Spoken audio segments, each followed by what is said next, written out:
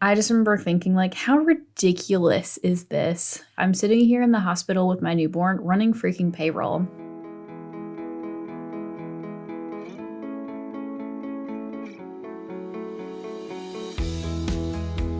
Welcome to Profit and Prosper, a podcast for entrepreneurs who are ready to make some money while doing what they love. On this podcast, we're going to pull back the curtain and talk about all things business and money. But I promise you, this is not your typical boring numbers talk. I'm your host, Sarah Young, a CPA and CFO with over a decade of experience in finance, business, and leadership. I'm going to share everything I've learned from helping my clients grow more profitable businesses and keep more of what they earn while growing my own successful business along the way. You'll feel empowered and confident that you too can grow your wealth, live a rich life, and have an impact. Stick with me and you might even start to think that finance is fun. Let's dive in.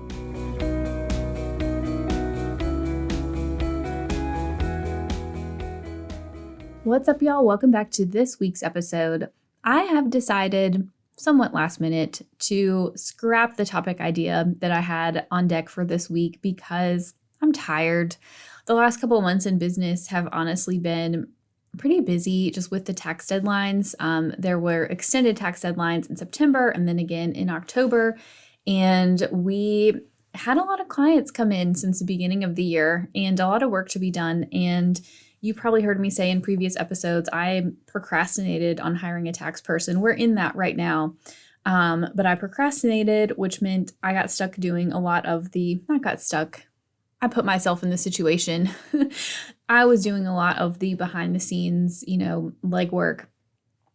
Meanwhile, on the accounting side of my business, on the CFO side, I have a team to support me there. But I just have been tired, y'all. So I want to talk about something that is a little bit easier and more fun. At least for me this week, and that is the origin story of Young & Co. And I personally love to hear different people's origin stories, just how they got into business. How did you get your first customers? What were you doing when you started your business? And what lessons did you learn from it? So hopefully this will be interesting for you. I'm going to tell you some of the mistakes that I made from starting my business. I've talked about these in bits and pieces on different episodes. I'm going to pull it all together in this one. And I've also talked about this on other podcast episodes, but I've not done a full origin story. So I want to talk about it. I want to help you either, you can learn from some of the lessons that I'm going to tell you that I had to learn, some of my mistakes, or if you've already done some of these things, then we'll just be in solidarity, sort of like learning from our lessons together. So this is November of 2022 as I record this. I have been full-time in my business for over 2 years at this point, which is sort of bizarre to think about. My sense of time is just weird. It seems like yesterday I was quitting my full-time job, but I actually started my business on the side about 4 years ago. So at the end of 2018. So backing up, when I graduated college, I had a business degree. It was just like a general business degree. I graduated college in 2009, and that was at the height of the Great Recession.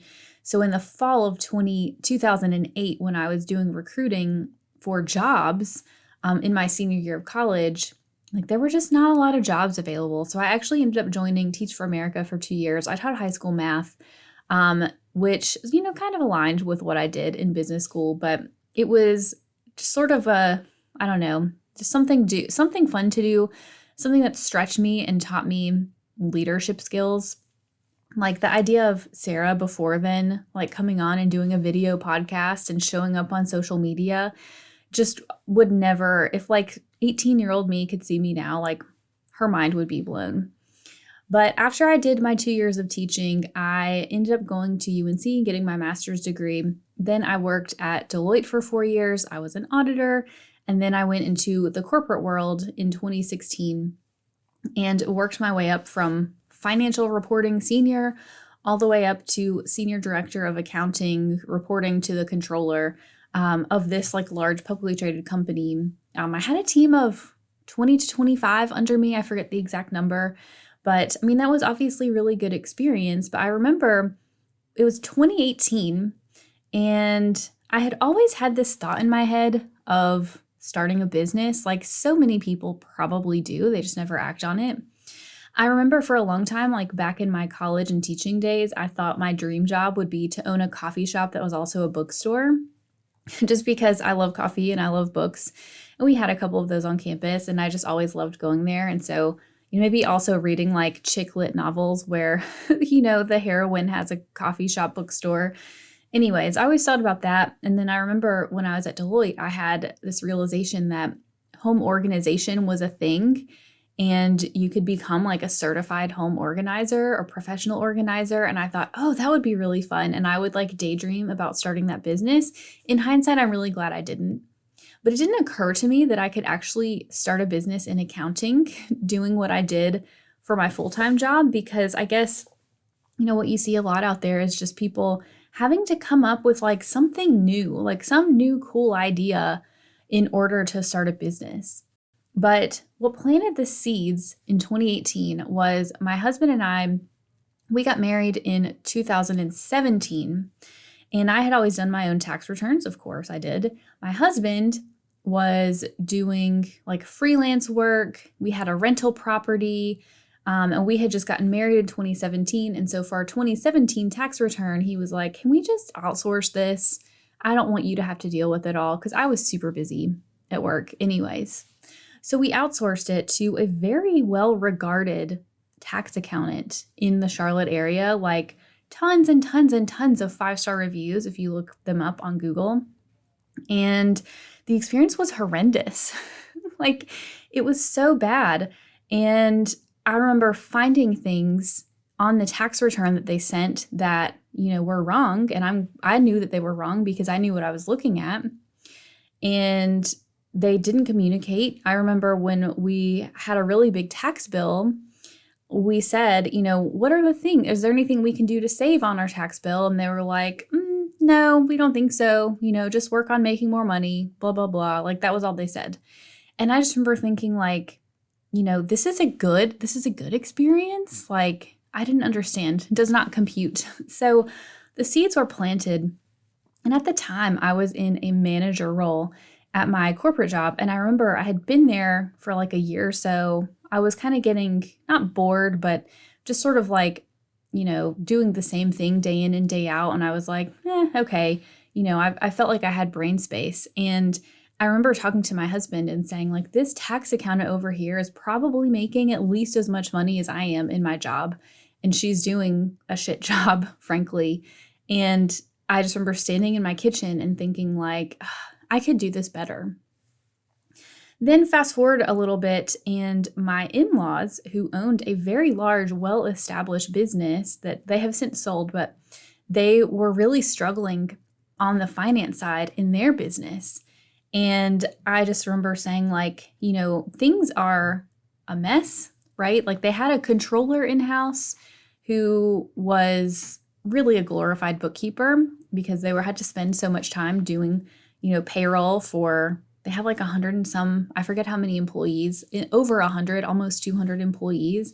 They did payroll manually. Things that were not their fault. It was just the in-house person was very resistant to changing anything. And I just remember saying like, this is literally like doing accounting systems, accounting, all this. This is what I do. Let me help you.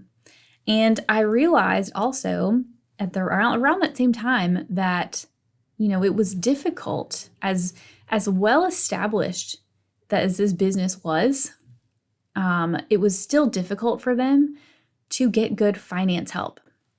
And so finally, at the end of 2018, I spent a ridiculous amount of time trying to figure out like, how do I start an accounting business?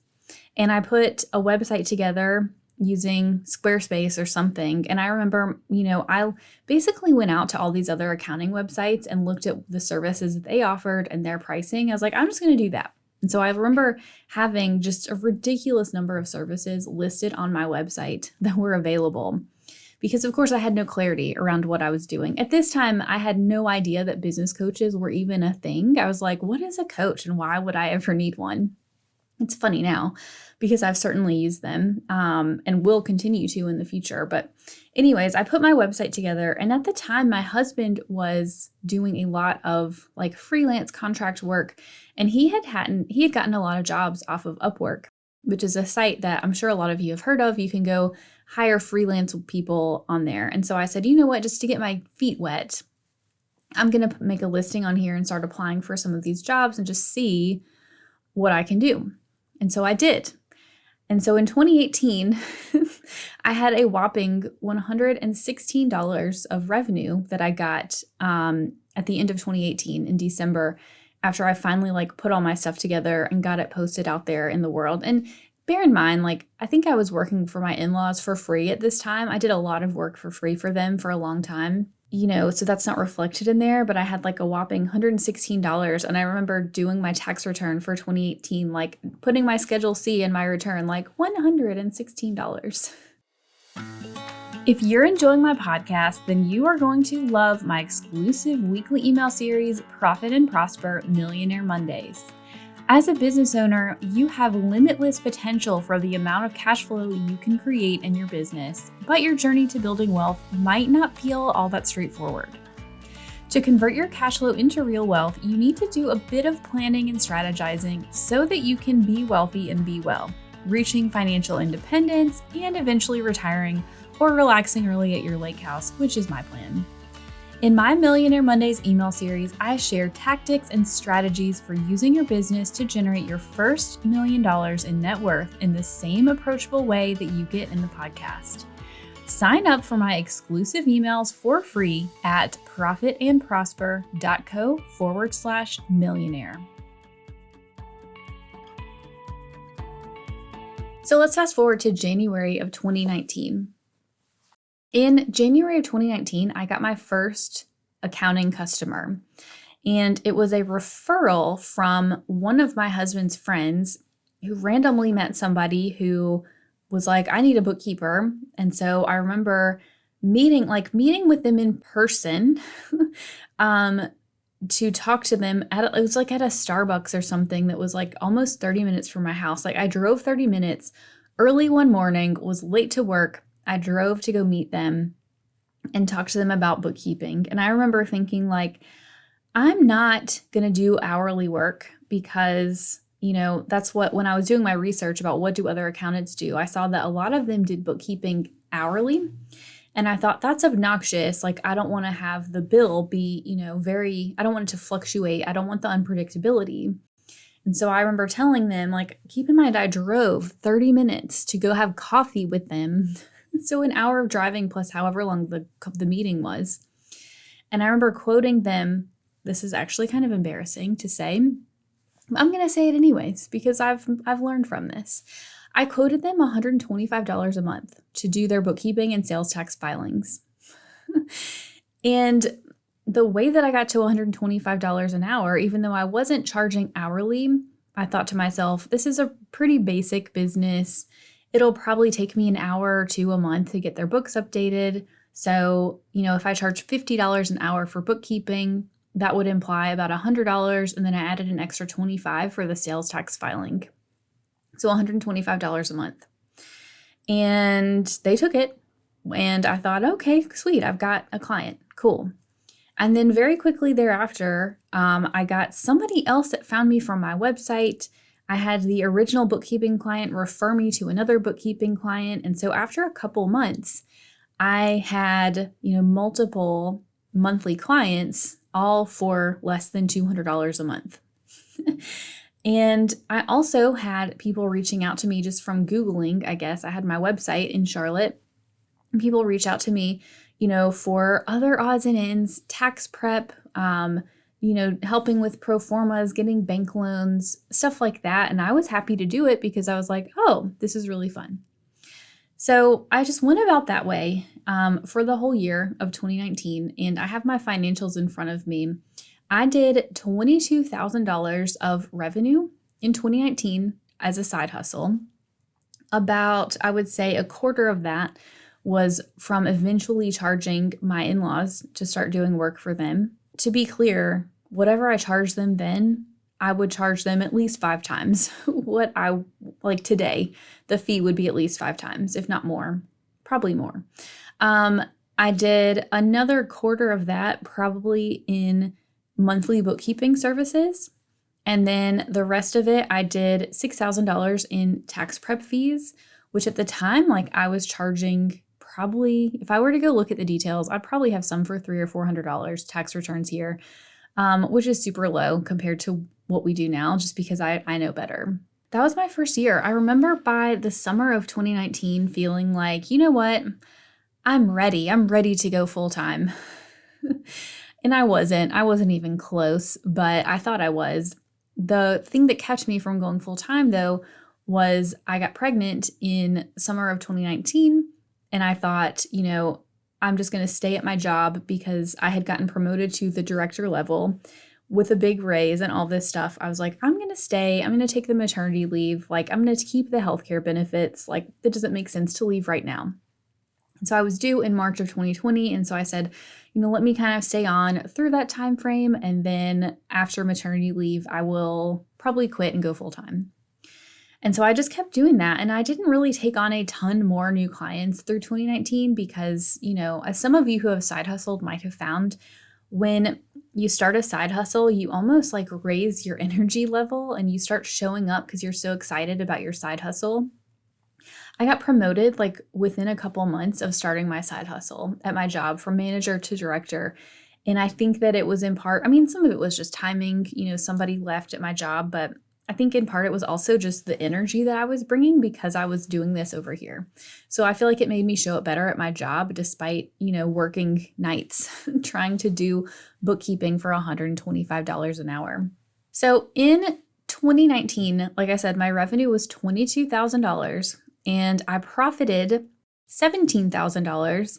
The biggest expenses I had were getting my website done, buying a laptop, and then, subscription fees like QuickBooks, getting tax software, stuff like that. So, not too bad. It was like, oh, sweet. I remember I used the money back then. I would have like $1,000 or $2,000 a month that I could pretty consistently put into my bank account.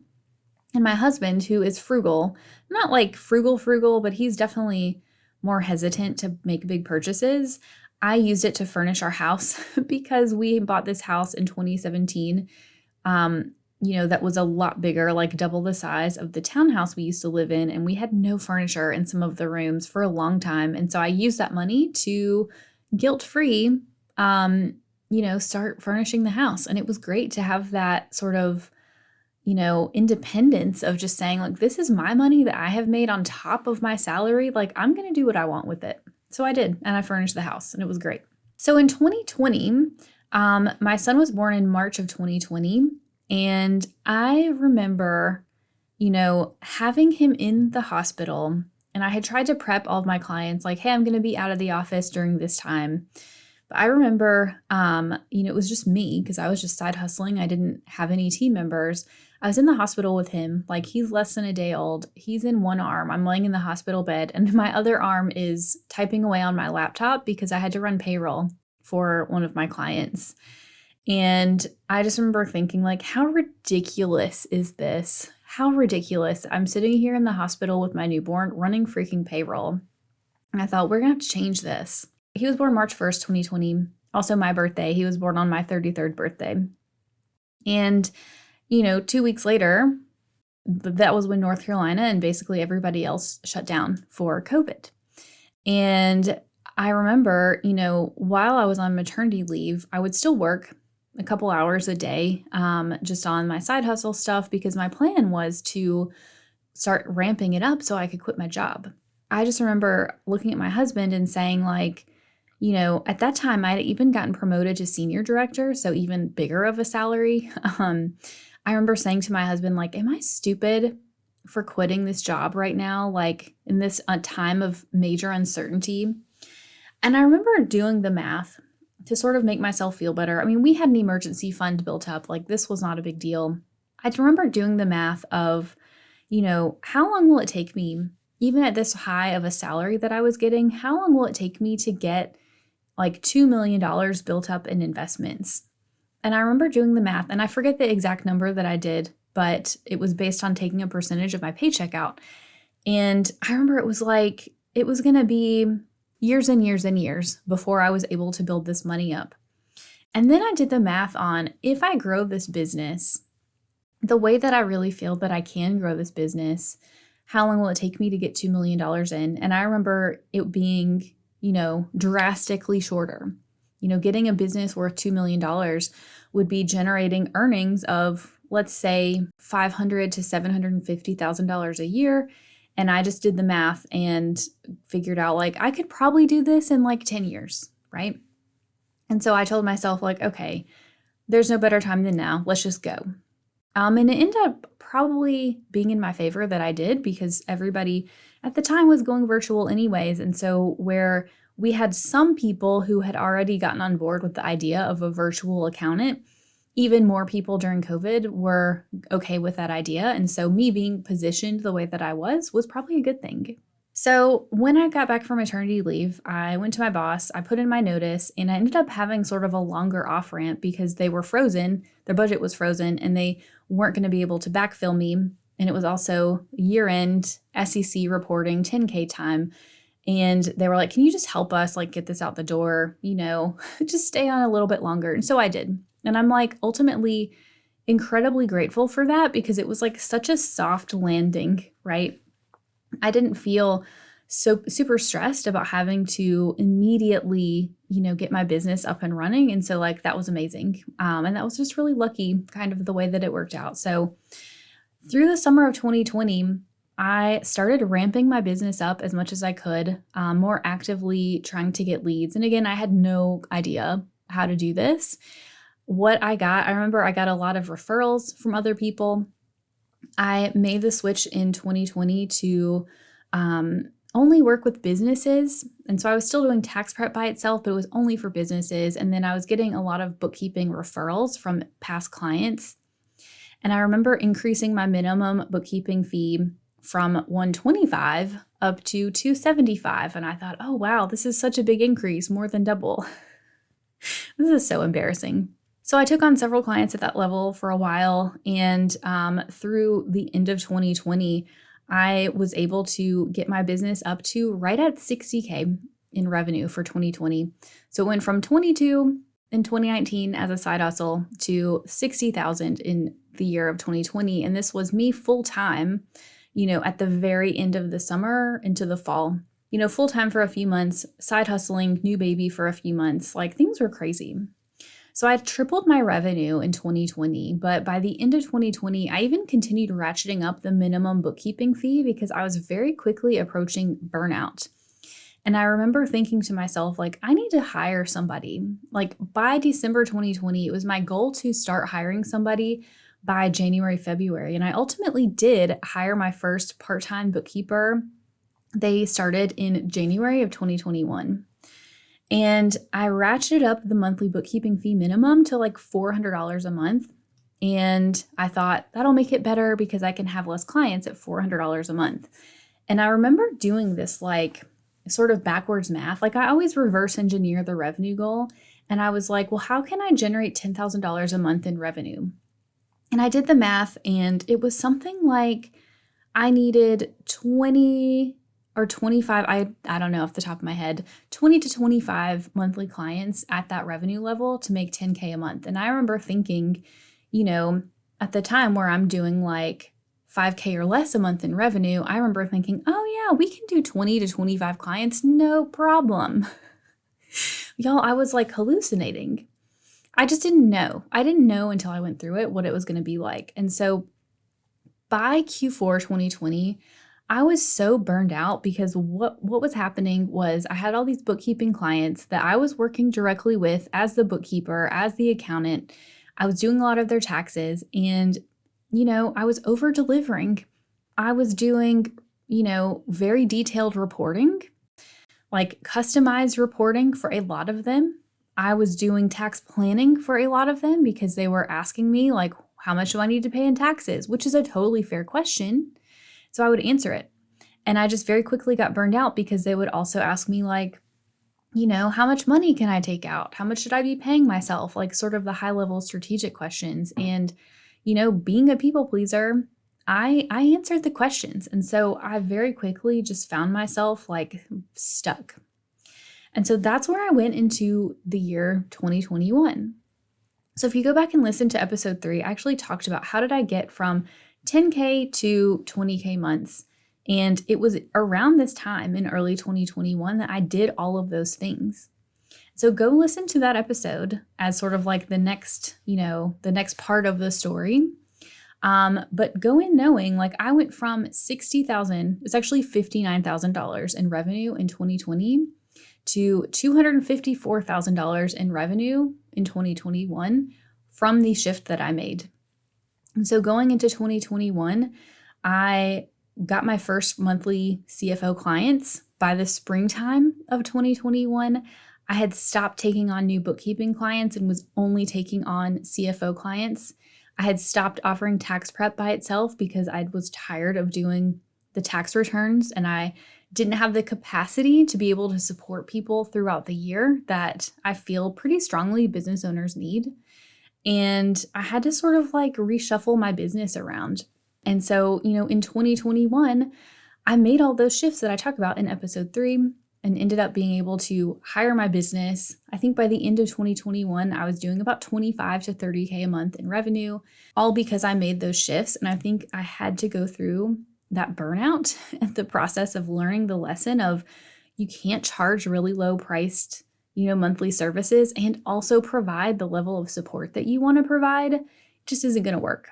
I think that's it. That's where I'll probably end the story. And, maybe I'll come back after 2022 ends and, tell you the story, pick it up and talk about 2021 and what has changed since making those shifts, and what has happened in 2022.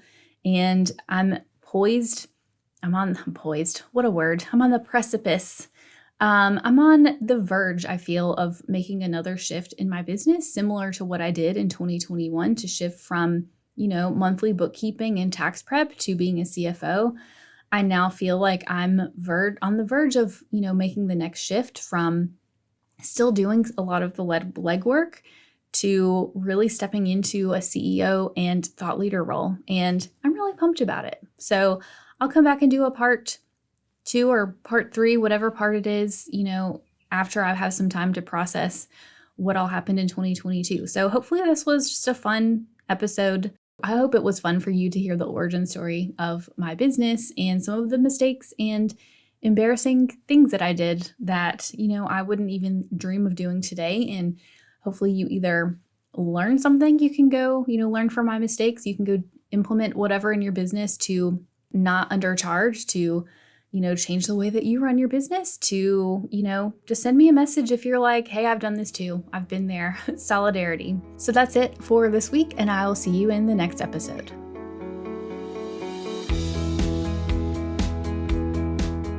Thanks for listening to this week's episode. Now, I want you to go take some action. What's one thing you can do this week to create more profit in your business? Send me a DM on Instagram at YoungCoCFO and share your action item with me.